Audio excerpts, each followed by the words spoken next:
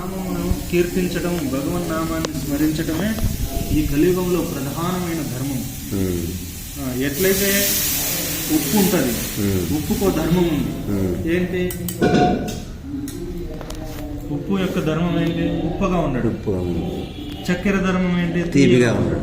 నీటి ధర్మం ఏంటి? పొర్లిపోవడం. పొర్లట్లేదంటే దాన్ని ఐస్ అంటాం. పొర్లుతుంటేనే నీరు అంటాం. అట్లా ప్రతిదానికి ఓ ధర్మం అనేది ఉంటుంది. అట్లా జీవుడి యొక్క ధర్మం ఏంటంటే ఆచార్యులు శాస్త్రాలు బోధిస్తున్నాయి. జీవేర స్వరూపే నిత్య కృష్ణదాస్. జీవుడి యొక్క స్వరూపం నిత్యం భగవంతుడి యొక్క దాసుడిగా ఉంటుంది. భగవంతుడిగా అది జీవుడి యొక్క ధర్మం. తర్వాత అదే రకంగా ప్రతి యుగంలోనూ భగవంతుడిని చేరుకోవడానికి భగవంతుడు ఒక మార్గాన్ని నిర్ణయించాడు. అందులో ఈ కలియుగంలో మనం భగవంతుని చేరాలంటే, భగవంతుని కృపను పొందాలంటే అత్యంత సులువైన మార్గం భగవన్ నామాన్ని కీర్తించడం, జపించడం. ఇప్పుడు సపోజ్ మీరు హార్మోనియం వాయిస్తున్నారు, సినిమా పాటలకి పనికిరాని వాటికి ఎందుకు చేస్తారు? ఏం లాభం ఉంది? ఆలోచించండి ఒకసారి. భగవన్ నామాన్ని కీర్తించండి.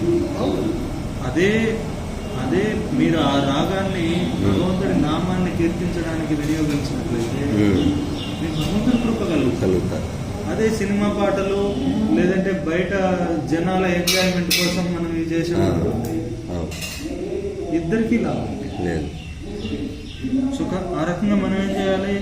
మన దగ్గర ఉన్న శక్తిని అన్నింటినీ కూడా భగవంతుడి నామాన్ని కీర్తించడానికి మనం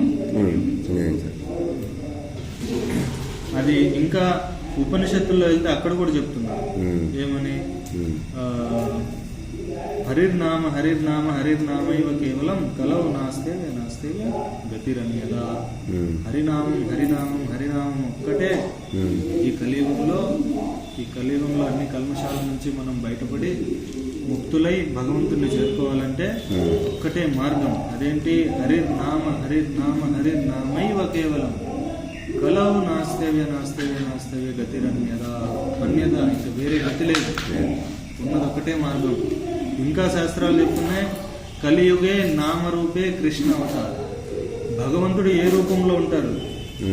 కలియుగంలో మనం పూజలు, పునస్కారాలు, యజ్ఞయాగాలు వీటన్నిటికంటే కూడా అత్యంత ప్రాధాన్యం ఇవ్వాల్సింది భగవంతుడి నామానికి. ఎందుకంటే అంటే భగవంతుడు ఈ కలియుగంలో నామరూపంలో ఉన్నాడు.